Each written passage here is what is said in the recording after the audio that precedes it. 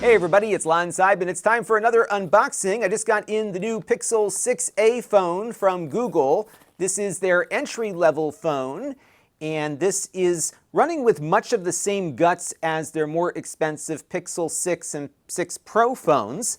And what we're going to do today is take it out of the box and boot it up, and then in a future video coming up very shortly, we'll have a more in-depth review, and I believe this comes out for purchase next week or so. So these will be readily available shortly, but we've got a couple of days here for a head start to do a nice overview of it. Now, I do want to let you know, in the interest of full disclosure, this came in free of charge from Google. However, all the opinions you're about to hear are my own. No one is paying for this unboxing, nor did anyone review or approve what you're about to see before it was uploaded. So let's get into it now and take the phone out of the box. All right, so let's flip the box over and open it up and see what we get inside here. The box is very thin, I think thinner than perhaps some of the other ones that we've looked at in the past from them. And this has the signature camera bar that we've seen on some of the other Pixel 6 phones in the line. And they remind you here that your fingerprint reader is underneath the screen, and it's about where you will stick your finger to unlock the phone. You have a power button here along with your volume controls there and your SIM card slot here on the side. Now, the big difference between the Pixel 6a and the 6 Pro and regular 6 is that the 6a here is kind of running with some lower end features. So the processor is the same as the more expensive phones, but there is no wireless charging on this. So the Pro here has a glass back. It feels a little more premium. This one is plastic. It feels nice, but not as nice as the 6 Pro does. It also does not have the high refresh rate display that you'll have on the more expensive phones. So this goes to 60 Hertz and that is it. But it is an OLED display, so it's going to look nice compared to cheaper phones. So I don't think it's going to feel all that compromised, but you will get some nicer accoutrements on the other devices. It does support 5G, and this will do the millimeter wave ultra wideband on networks here in the US that support it. So it's not compromised in its network connectivity at all. It's got a wide-angle lens and an ultra-wide, but I don't think it has the telephoto. And both of the cameras on this are about 12 megapixels apiece. You've got your charging cable here. This is a standard USB Type-C cable.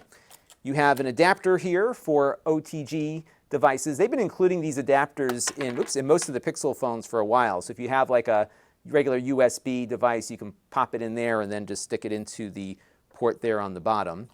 And then we have the SIM popper here. Google Tensor is the processor that's in the phone. This again is the same processor that's designed by Google that is in the more expensive phone. So it's going to perform the same, although we'll put that to the test when we do the full review. Not in the box though is a USB Type-C charger.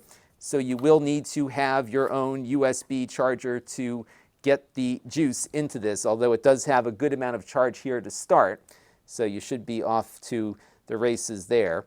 But all in, looks pretty nice here. And what I'm going to be doing over the next couple of days is running through some tests, getting the camera situated, and figuring out how this one performs versus some of the older Pixel 6a's, but also looking at how it might perform against the more expensive phone. I will say now, holding both in my hand, that the 6 Pro here does feel a lot more premium.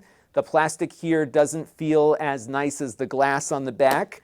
So that is definitely something I'm noticing out of the gate here, but it's also a little smaller in the hand, and I think that might be something attractive to some folks, although this is a lot bigger than the Pixel 4a phone that was one of my favorites in this A phone line. So we'll have a lot more to come on this. Stay tuned, and until then, we will be doing a lot of testing, but look out for my review that'll be up in the next couple of days. This channel is brought to you by the Lon.TV supporters, including gold level supporters Chris Allegretta, Brian Parker, Hot Sauce and Video Games, Baby Metal Fox God, Tom Albrecht, Amda Brown, Matt Zagaya, and Tech Time with Eric. If you want to help the channel, you can by contributing as little as $1 a month.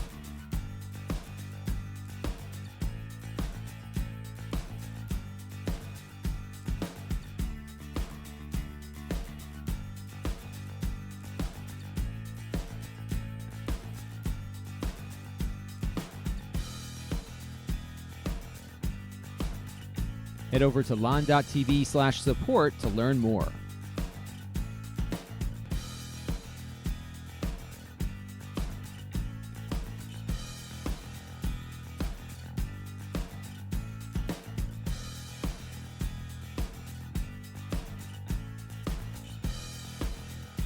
And don't forget to subscribe. Visit lon.tv/s.